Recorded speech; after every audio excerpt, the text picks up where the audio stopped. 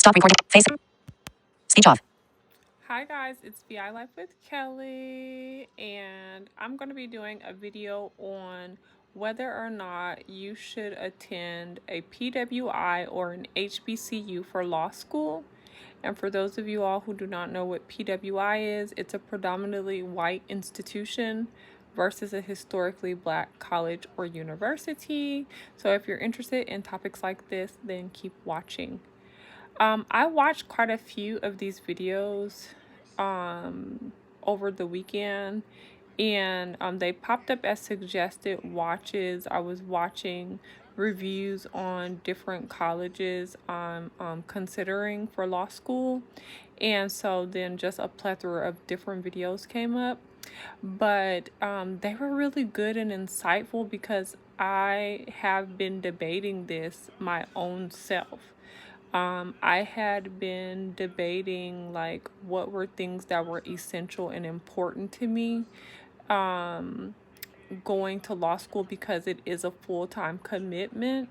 At least the schools that I'm considering, they only accept full-time commitment, and they don't want you working. And full-time is fall, spring, and summer. So I had to think about, okay, this is going to be my whole life. Where do I want to be for 3 years straight? You know what I mean? So then I looked at who is requiring the LSAT, and of the schools that are requiring it, like how bad do I want to go there? Like what is my top choice? So that was a consideration. Hold on. Speech on. Face centered. Okay. Speech off. So that was a consideration as well, because as you guys know, I don't want to take the law school admissions test, but it is looking like I am going to be taking it regardless, because one of the schools that is at the top of my list is still requiring it. They're not wavering on it, and I don't want to not apply just because I don't want to take this test. I'm getting mentally prepared for it. I'm studying, leisurely. So it's taking a lot of pressure off of me, and, I'm just not a quitter. So, yeah, I don't want to do XYZ, but, if I want the goal, the result, then, I got to do what I got to do. So I have attended a PWI and an HBCU as an undergrad student, and I've also attended a PWI and an HBCU as a graduate student. So I feel like I'm really good for this video as far as giving a real well-balanced view or perspective, because I have had the experience on the undergraduate level as well as the graduate level, and I have attended so many different types of school all my life. I have attended private schools, I have attended public school, magnet schools, charter schools. I have attended private tech colleges, and professional schools where you get licensures. Like, I have attended so many different types of schools. So my biggest thing is it really is dependent on the individual, because you have to think about so many things. You have to think about what can you afford. Where is your passion? What is this school going to provide to you at the end of the day? Is it going to give you what you need? Are you going to be well supported? Do you need transportation at the school that you're looking at? Are you in a situation where you need a lot of income options, where you need work study options? You need to be able to get a job. You need to be able to walk or catch the bus, or have, shared living, or like, it's so many things that go into you deciding where you're going to go to law school. You need to think about whether scholarships is really important to you, or can you afford to take loans, or are you going to be paying out of pocket? Then that's going to change what school you go to, because then you're going to need to go to a school that offers a full-time and a part-time option. You have to think about what kind of learner you are. Are you a self-starter? Are you flexible on your learning environment, or do you need a school that really has great student support services, meaning like you have great tutoring offerings, you have support classes that go along with your main class, you have study group options, reference options. I mean, opportunities for mentorship. Like, it's so many things that you have to think about beyond just whether the school is predominantly white or predominantly black. I will say that, you know, the career, the profession of becoming a lawyer is a predominantly white male field. It is. And so, I don't think in those capacities, honestly. We live in the United States where white supremacy is a reality. So I don't think in those ways, like trying to avoid it, or trying to, it's like, it is what it is. This is the reality. So I don't really factor it, because this is what it is right now. I factor in, what do I need? What do I need? Because regardless, I have to deal with that every day, whether I'm in school or not. So what do I need that's going to get me to my goal and get me on my way? So for me, I have both schools on my list. I'm applying to both schools, PWI and HBCU. A key factor that I did not know, but watching several of these videos, and I'm going to try to link some of these different people's pages, YouTube channels, in the comments. We'll see how that goes. Otherwise, in the future, I'll just make sure to tell you guys what the name of their channels are. But I didn't know that a part of our degree program as law students is that we have to have experiential learning, which means that it's a non-paid internship, if you will. And so if you're working, for a law firm or what have you, and they're paying you, that does not count, for your experiential credits that you have to have in order to get your degree. So that alone is a huge factor, because some of the schools that I'm applying to have legal clinics. And what a legal clinic means, it means that your school offers, like University of San Diego, they have a huge legal clinic where they offer free pro bono services to the community. So this is servicing, a demographic of people who cannot afford legal services, and they're providing them on every scale, just about, when it comes to family law, when it comes to immigration, when it comes to malpractice, when it comes to, like, it was a very lengthy, like, well-served population demographic. So, and I just happened to be watching, University of San Diego had several videos on YouTube talking about why you should go, why people come to the University of San Diego, and the things you could look forward to experiencing. So it was deep how everything was just connecting because I was like, oh wow, that's nice. Initially watching it like that from that perspective was like, oh wow, that's wonderful. You get a lot of experience going to University of San Diego. You get to build relationships with the community, give back. I'm all about community outreach and volunteering and everything like that. So I just thought that was a plus. But now I see that it would benefit me tremendously to go to a school that has legal clinic, which would be a normal part of my education there. So that would be a part of like one of my classes that I'm taking would be requiring me to work so many hours in the legal clinic. Boom, that gives me my experiential credits that I need. So in the summertime when I go for my internships, boom, I can be paid during the summers. Now, another thing that was brought up was that you shouldn't expect to get internships with big law firms, right? That's something that you shouldn't be expecting. So you should be like really, expanding your horizons, applying all over the place, because it's a very, very, very small number of students that get selected for internships with big law firms.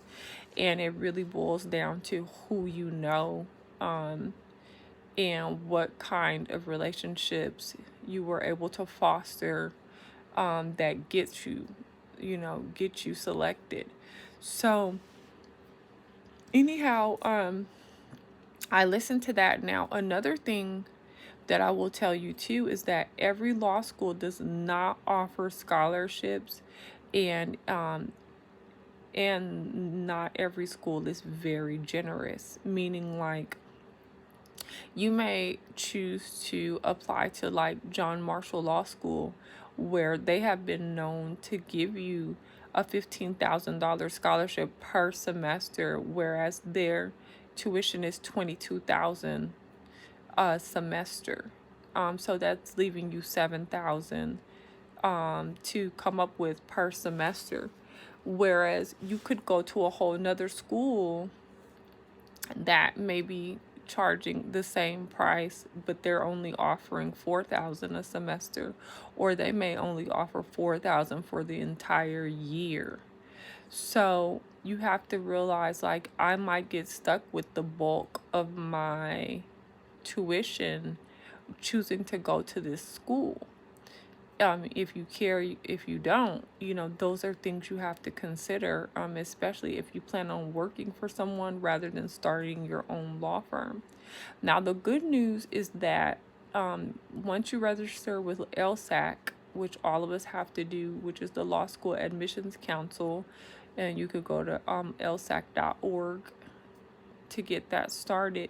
They actually have a very long list of scholarships that you could apply for, and they're relatively easy to get.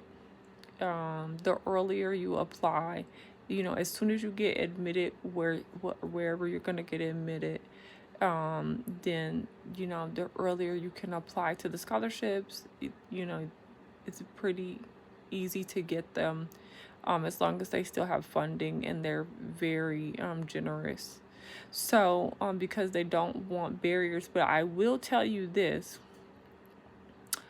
when you select the school that you're going to go to, they require a deposit, and on average it's about $500 to hold your seat. So when you respond, and you must respond when they say, okay, congratulations, you've been admitted, you have to contact them to solidify your spot, and you have to pay the money, or you do not have a spot. You will not be going to law school. So you have to look at a lot of factors. I would look at also how easy is it to get mentors. How common is it that the 2L and 3L students actually commit to mentoring the 1L students, and providing as many resources as possible, because the books for law school are not cheap by any means. And if you are attending a school where it's a part of the culture is mentorship, then you could get books for free from upperclassmen, and that cuts down thousands of dollars, per year for you. So, with all this being said, for me, it boils down to location and money, as well as the structure of the program. Those are the three main things for me: location, money, and the structure of the program. It's at the top of my list. Is like, give me a school on the beach that has a legal clinic, where I can get my experiential credits throughout the school year, as a part of one of my classes, and give me a scholarship that's gonna eat up 50% or more of this tuition and combined fees. I'm there. If it's a PWI, if it's an HBCU, like, I'm just gonna tell y'all the truth. Would I love to support an HBCU and commit my time and my resources to that legacy? Absolutely. That's a wonderful thing. That's a beautiful thing. But if the money's not right and it's going to give me additional barriers, I'm not going to be there. I'm just not going to be there, guys. Like, I have to think about so many different things already. Having visual impairment, I have to go check out their resources for persons with visual impairment. I have to check out, what's their library like, what's their reference center like, what's their IT like, you know what I mean? Especially, some of the schools I'm looking at, they're doing online only now. So I have to be ready for all of that. And if I do need to end up going on campus, I should do a review for you guys on Georgia State University and my experience during the pandemic going there, which was a nightmare. I should talk to you guys about that. And so I'll do a video on that as well. But, if I have to go up to the school for what have you reason, I need to know that I'm supported in that whatever I need to get done, it's gonna get done. They have a team for that, and if they don't, they can get it done rather quickly. So, my best experience to this day attending college with visual impairment, and needing the software and hardware and accessibility tools and accommodations with the instructors, to this day, was at a PWI. My very best experience. At an HBCU, I definitely had, received a warm welcome and willingness to get it done, but so many delays and just so many barriers, so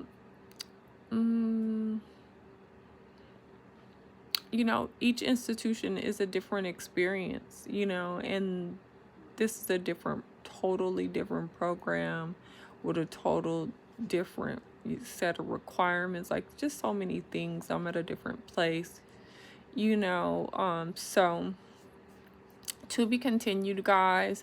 That's my perspective as far as things to consider beyond whether it's PWI or HBCU. It depends. It also depends on your social goals. Are you a person that's interested in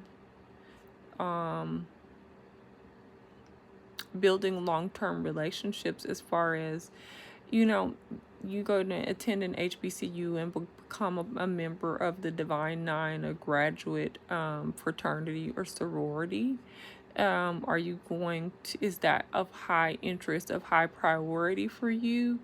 Are you interested in being a part of a fraternity that's based on, law? Because they do have fraternities and sororities. They have based on your education, for mathematicians, for engineers, for business majors, like they have that. So are you a person that's important to you? Like, I want to have a social networking, fraternity, sorority, sisterhood, brotherhood. Those are things you have to look at too. Like the school that you're signing up for, you're highly interested in. How much of that is going on? How active is that? And so, you know. It just depends. Another thing for me is like looking at housing for where the school is, because prior pandemic we were required to be on campus, and that was that. So you never know if and when things get better, and then you could be at your last semester or your last year, and they're like, hey, back on campus every day, 4 days a week. It's very common to take 5 classes in a semester in law school. So I remember taking 18 hours in undergrad, and I was at school like every other day, and I would be like there pretty much like all morning, and then take like 2 evening classes, and so that I lived on campus, praise the Lord, because it was like, where else am I really about to be driving back and forth? No. I mean, I know plenty of people that did that, but for me, it was like a no-brainer. It made my life so much easier to be able to walk down the street and go to my apartment. But I will say that on those days, I spent the majority of my life in the library. Like, I would come out of class, have my lunch, sit outside in the sun, maybe go right in the library and be studying and in there, until my evening classes, and then get those done, and then come home finally, and start up on whatever else I needed to start up on. So, college is choosing higher education means that you're not choosing anything else, honestly. You have a family, a significant other, you have, um, a relationship with your spiritual home, and that's it. Every waking moment is getting the job done, especially if you're a scholarship kid like I am and like I was. Any little special time you had, you were either doing community outreach, some type of volunteering, and then getting ready for an exam, writing papers, keeping up with your schedule is just no joke. So your decision for PWI versus HBCU is uniquely your own, and it's going to be a multitude of things that get you to select the school that you select. I will say, the less you know about the program, the less you know about what you're signing up for, then you could make, decisions like that. You could say, if you didn't know all the stuff that I'm sharing with you right now, and all you were thinking about is like, I want to be a lawyer, then you could make a decision like, well, I feel more comfortable in this certain environment. You could base it off of feelings, you know what I'm saying? Like, well, I feel more comfortable in this type of environment, or I went to a PWI for undergrad, so I want to go to an HBCU for for law school, or vice versa. I went to an HBCU for undergrad, so I want to go to a PWI for law school. Like, and regardless, it's a great idea because it will give you experiences and context that you wouldn't have if you didn't do that. So, sorry for moving the camera, guys. So, those are things to consider. I will say that being able to go to school in both settings will give you a better viewpoint when working in the field. I will say that because it will give you some familiarity and some background for your coworkers, for your clients, for your superiors. Like, if you have the opportunity to go to both schools, I would say do it. It's been highly beneficial for me. And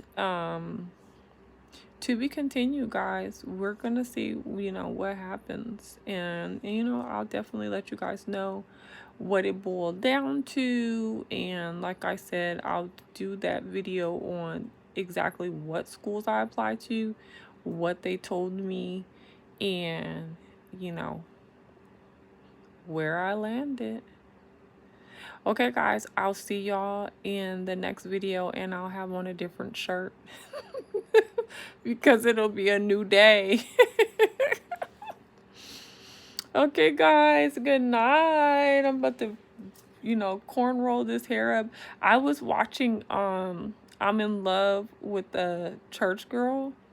It came on. It's come up as a suggested video like for the last several days, maybe last week. And I actually really love that movie. I went to the movies to see it with my daughter when it came out. They had to have came out like 7 years ago or something like that. And even 8. It might have came out 7. I think it came out in like 2014. But I love Ja Rule, guys. Like, I love him. His voice, I don't know what it is about him, his spirit, but I love him. I always have enjoyed his music. And he's on this movie, so I'm literally about to watch this movie. I am not going to sleep without watching this movie because it came on and I started getting into it, and then was like, oh yeah, I need to finish this video. So I paused it and did this video. So anyway, guys, to be continued. I want to do like a reality television show. Look, I'm supposed to be ending it, but I'm starting it a little bit more. I want to do a reality television show. I've been getting like tons of ideas off of celebrities that I think would make a great reality TV show, but not the usual drama stuff. Actually, putting a spin on it that really draws us in and makes us all better. Like, we really enjoy it because it's still like, juicy. It's still like keeping you reeled in, like, yeah, what's going to happen next week and all that. But it's on a high level instead of, all the other stuff. But yeah, I want to do, I would also love to do a reality show on my own life and like, all of that. I think that would be super cool for you guys to be like a fly on the wall in my life, So anyway, I'll see you guys in the next video. Hugs and kisses. Speech on. Face entered. Stop recording video. Stop recording video.